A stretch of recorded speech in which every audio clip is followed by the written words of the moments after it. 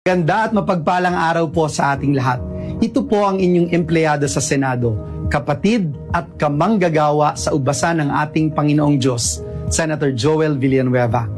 Sabi po ng Kawikaan, Kabanata 3, talatang 4 hanggang 6, kay Yahweh ka magtiwala, buong puso at lubusan, at huwag kang mananangan sa sariling karunungan. Sa lahat ng iyong gawain, siya nga'y alalahanin, upang ikay patnubayan sa iyong mga tatahakin.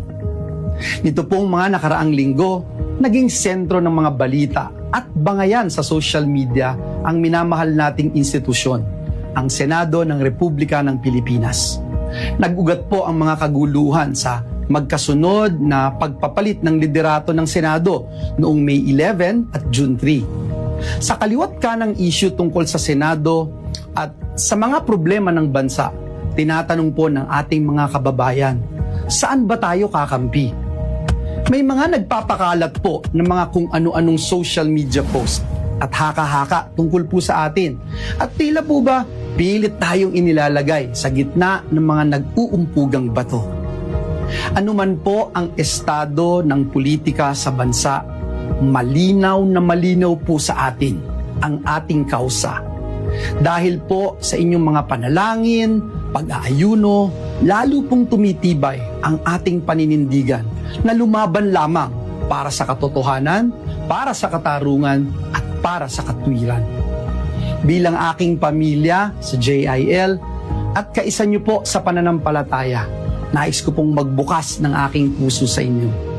Hindi po madali ang ating pinagdaraanan nitong mga nakaraang buwan. Saksi po kayo sa mga galaw ng kaaway laban sa atin. Tunay po na may mga sandaling kailangan mong pumili kung ano ang tama, kahit hindi po ito ang pinakamadali. Para po sa akin, malinaw na malinaw ang sagot. Higit po sa politika, ang pananagutan ko po ay tanging sa Diyos at taong bayan. Dumaraan po tayo ngayon ang ating bansa sa sunod-sunod at patong-patong ng mga problema at pagsubok. Hindi pa nga po tayo lubos na nakakabangon mula po sa matinding pagsirit ng presyo ng produktong petrolyo. Dulot po ito ng digmaan sa Middle East. Patuloy po na bumabagsak ang halaga ng piso laban sa dolyar na lalo pa pong nagpapahirap sa ating mga kababayang Pilipino. Patuloy po na tumataas ang presyo ng mga pangunahing bilihin na direkta pong nagpapasakit sa bulsa ng ating mga kababayan. Mataas pa rin ang antas ng kawalan ng trabaho at marami pa rin pong hirap na hirap makahanap ng matatag na kabuhayan. Nananatili po ang banta ng isang Super El Nino na maaari daw pong magpalala ng kalagayan ng ating bansa. At ngayon nga po, isa na namang matinding dagok ang tumama sa ating bayan matapos yanigin ng 7.8 magnitude na lindol ang maraming bahagi ng Mindanao na nagdulot po ng pangamba at panganib sa libu-libong pamilyang Pilipino. Kailangan na po ang agarang tulong ng ating mga kababayan, ating mga kapatid sa Mindanao. Ang nakakalungkot po, hindi po makapagtrabaho ng maayos ang Senado. Hindi lang po dahil sa issue ng liderato, kundi dahil sa mga lockdown at patuloy na banta sa seguridad di umano ng ating institusyon. Naiipit po ang mga kawani ng Senado na nais lamang pong makapagtrabaho. The Senate staff should not be caught in the middle of this political fight. Hindi po pwedeng puro away na lang. Bilang mga lingkod bayan, prioridad po natin.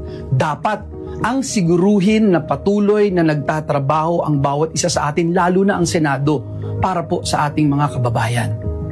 Sa pagkakataon po na magkaroon ng special session, tutuparin po natin ang ating sagradong tungkulin sa ilalim ng ating saligang batas. We will be there. Una po, maghahain tayo ng resolusyon para matiyak na may sapat na pondo para sa relief, rehabilitation at muling pagbangon ng mga lugar na tinamaan ng lindol sa parte ng Mindanao. Kailangan pong malaman agad ng mga ahensya kung ano nga po ba at gaano kalaking tulong ang kailangan ng bawat komunidad at pamilyang Pilipino. Pangalawa, isusulong po natin ang mga pinakakailangang mga panukalang batas, lalo na po yung mga panukalang nasa huli na at ikatlong pagbasa. Ikatlo, bibigyan katiyakan po natin ang ating mga kapwa lingkod bayan na naghihintay ng confirmation ng kanilang mga appointment. Lalo na po ang mga opisyal ng ating sandatahang lakas. Mga kapwa kong manggagawa sa ubasan ng Panginoon, hindi po ito panahon ng kampihan. Kapag may kababayan po tayong nangangailangan, tungkulin po nating tumugon at maglingkod.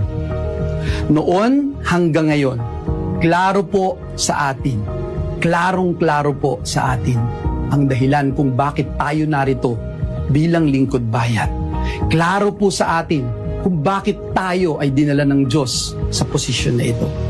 Tungkulin po nating protektahan ang ating institusyon at unahin ang kapakanan ng ating mga kababayan. Higit po sa lahat, patuloy po tayong maninindigan para sa Diyos at para sa bayan. Maraming salamat po at pagpalain tayong lahat ng ating Panginoong Diyos.